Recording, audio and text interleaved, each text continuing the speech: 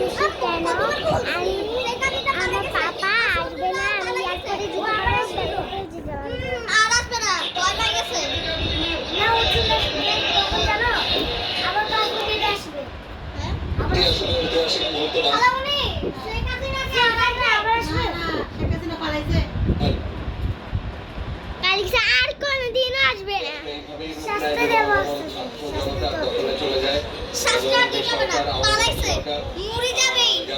যে দেশে যাবে ওই দেশেই ভালো হইছে অনেক ভালো হইছে শেষ নাগাদ যারা সরকার গঠন করে আমরা যাই শেষ পর্যন্ত ছাত্র জনতার হাতে দিয়ে আমি আজকে ঘরে আমি চা দিছি কেন আমার পাপা জিয়াতে সব নিয়ে নিচ্ছে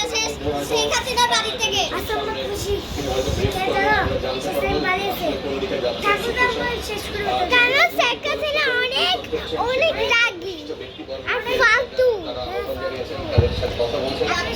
ডক্টর আসিফ নজরুলের কথা আমরা জেনেছি ডক্টর জিন্দু হোসেন জিন্দুরের কথা আমরা শুনেছি এছাড়াও বিভিন্ন রাজনৈতিক মাম্মি শুনতেন শেখ মাম্মি শুনতেন মাধ্যমে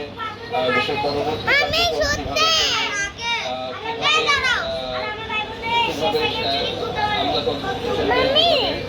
মাম্মি আমি ভিডিও করতে আমার এগুলা আমি ঘোষণাটা কিভাবে দেওয়া হবে কেন আমার পাপা আসবে আমি অনেকগুলো চকলেট পাবো আর ওরা চিকেন চিজ করতেছে ওরা অনেক খুশি আর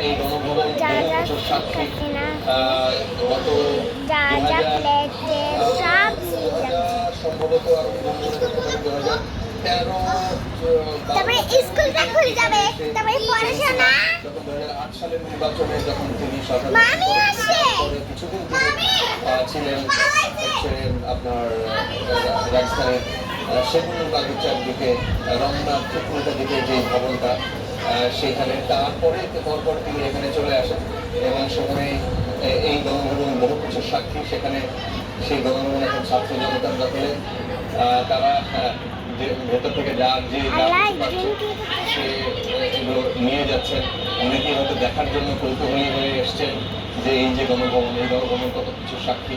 এই মুহূর্তে যখন আপনাদের সাথে কথা বলছি তখন অনেকেই হয়তো আবেগে ভাসছেন কারণ আপনারা জানেন যে গত কয়েকদিনে বিশেষ করে গতকাল আমরা আপনাদেরকে তথ্য দিয়েছি যে 100 উপরে মানুষ মারা গেছে তার আগে গত আপনার জুলাইয়ের মাম্মি দেখে যাইতেন এখন সবাই খুশি হচ্ছে পরিমাণ ছাত্র পেশার মানুষ তাদের রক্ত দিতে হয়েছে এই অর্জনের জন্য তারা তাদের পরিবার যতই এখন আবেগ দেখাক তারা সে মানুষগুলো পাবে না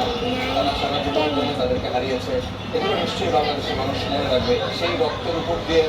বাংলাদেশের মানুষ আজকে যে অর্জনটা করেছে সেটি একটি যারা এই আন্দোলন করেছে তারা সরাসরি বলতে চেয়েছে